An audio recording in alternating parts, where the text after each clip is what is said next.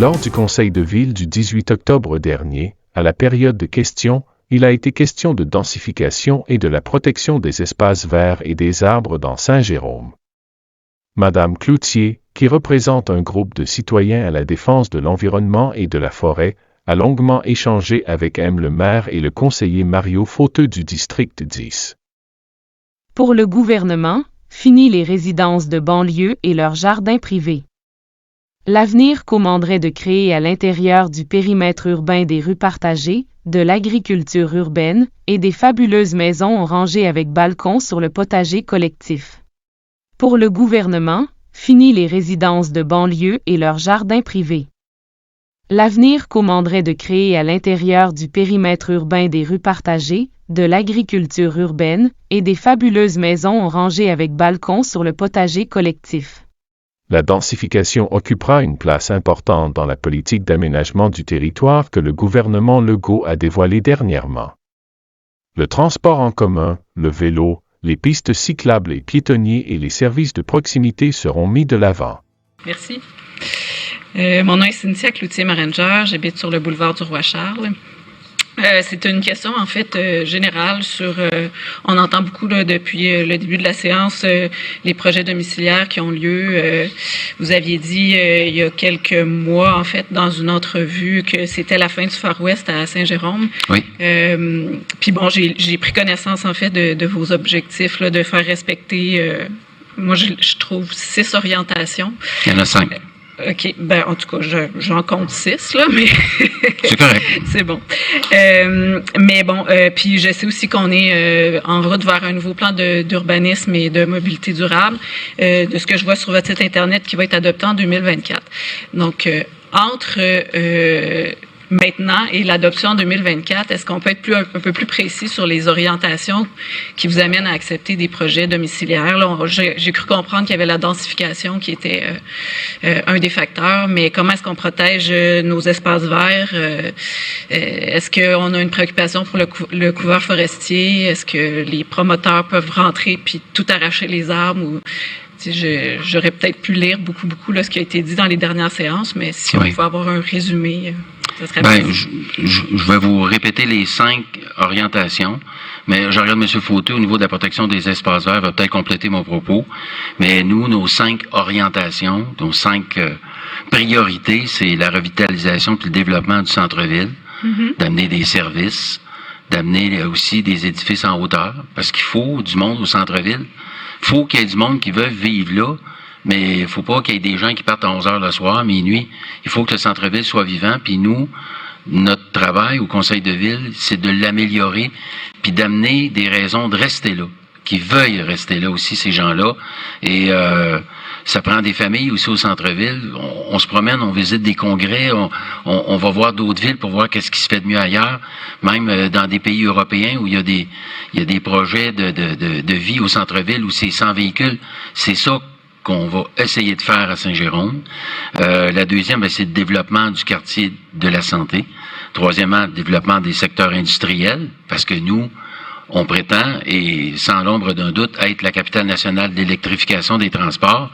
C'est pas juste parce qu'on le dit, c'est parce qu'on a toutes les industries qui sont ici à Saint-Jérôme, des cerveaux à Lévis, il y a Lyon qui est là, mais il y a un paquet de petites industries dans le parc industriel qui sont là, des industries innovantes. Et on va aller là. Le développement des secteurs commerciaux également. Les projets comme celui de la rue Maisonneuve tantôt, où on permet d'améliorer le niveau de service puis la résilience des réseaux d'aqueduc, des égouts, la circulation. Il faut déboucher des rues, puis que ça soit plus fluide, puis ça passe tout par les mêmes routes. Et évidemment, parallèlement à tout ça, puis je voyais les jeunes tout à l'heure diminuer le nombre de véhicules qui entrent à Saint-Jérôme. Mais pour ça, ça prend une offre de transport en commun. Ça prend des pistes cyclables. Il faut que les gens utilisent le transport actif. Puis finalement, c'est le... Oui, vous aviez raison, il y en a 6. Je l'ai oublié, l'autre. Mais c'est les projets situés sur des... je m'excuse. Sur des terrains desservis par les infrastructures existantes puis qui ne nécessitent aucune prolongation ni surdimension des infrastructures en dessous des tuyaux et tout ça. Donc, ceux qui sont déjà comme organisés sans qu'on ait besoin d'étirer des tuyaux là, pour aller brancher ces bâtisses-là. Je m'excuse pour l'impact tantôt, il y en avait 6. Puis pour les parcs, M. Fauteux? peut-être les parcs naturels. Oui, les espaces verts, les parcs naturels. Vous avez vu qu'on a commencé à en protéger un peu partout, là, dont Rivière-à-Gagnon, c'est un bon exemple. Il y a des choses là-dedans, on ne se le cachera pas, là, il y a des fois que c'est frustrant.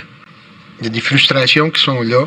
Quand un promoteur demande un permis de remblaiement de milieu humide à Québec, ben, c'est le gouvernement du Québec qui lui donne le permis, on a un problème. Il y a des places, par exemple, nous, on a des pouvoirs d'intervention, puis le projet Maisonneuve, c'est un bon exemple. Si vous connaissez un petit peu le secteur, là, il y avait anciennement le lac Clément, là, ça fait bien longtemps, mais il y a le ruisseau qui passe là, et là, tout au long du ruisseau, on a protégé de l'espace suffisamment pour que ça en fasse même un sentier piétonnier pour les citoyens. Et au bout de ça, à la décharge du ruisseau, il va y avoir un parc municipal qui va être là. On a notre pouvoir d'intervention, là, c'est le 10%, hein? On se le cache pas. L'autre chose qu'il y a, c'est de la façon que ça fonctionne. C'est que la carte de Saint-Jérôme est divisée. Il y a une partie du territoire qui s'appelle développement urbain. Ça, là-dedans, c'est là où le gouvernement, avec l'orientation 10, nous dit, ben là, vous devez densifier davantage les secteurs. Comme dans le cas de Maisonneuve, c'est peut-être un 360 logements, ça en fait beaucoup, mais en même temps, ben là, c'est parce qu'on vient de bâtir une école, on est en train de bâtir une école primaire puis une école secondaire. Donc, vous allez alimenter vos écoles. Le principe de la densification, on peut aimer, on peut ne pas aimer, mais le fait qu'il y a 360 logements, ben là, vous allez pouvoir faire passer un autobus dans ce secteur-là. Parce que là, vous avez plus de chances que les gens l'apprennent. Quand votre camion d'ordures ménagères va passer, ben il va passer pour la peine. 350 logements, ça va valoir la peine. Et c'est toute cette espèce de boule de neige-là qui fait que le gouvernement dit, dans ce qui vous reste à développer, densifier.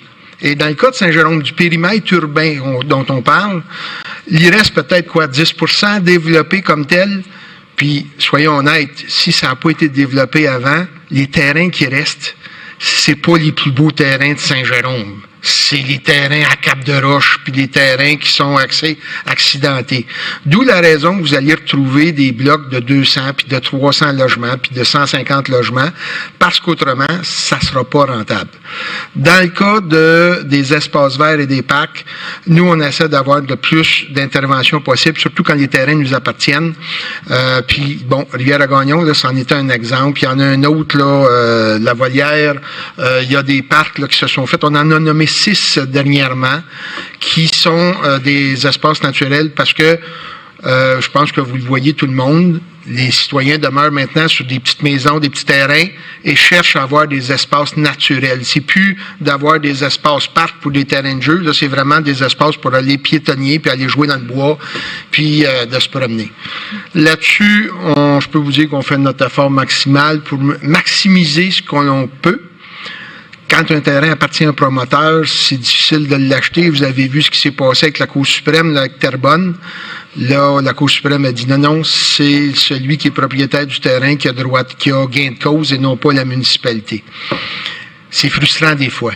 Mais je peux vous dire que, et mes collègues le savent, on travaille religieusement pour tenter de sauver le plus possible de ce que l'on peut et non pas ce que l'on veut.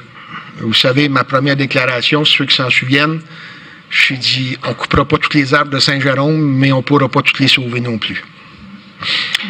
Je vais terminer en disant que les projets de densification, là, ça permet de combattre les GES, les gaz à effet de serre. C'est une priorité de la ville. Je regarde M. Bouchard, hein, qui en fait une cause pratiquement personnelle, puis il faut admirer ça.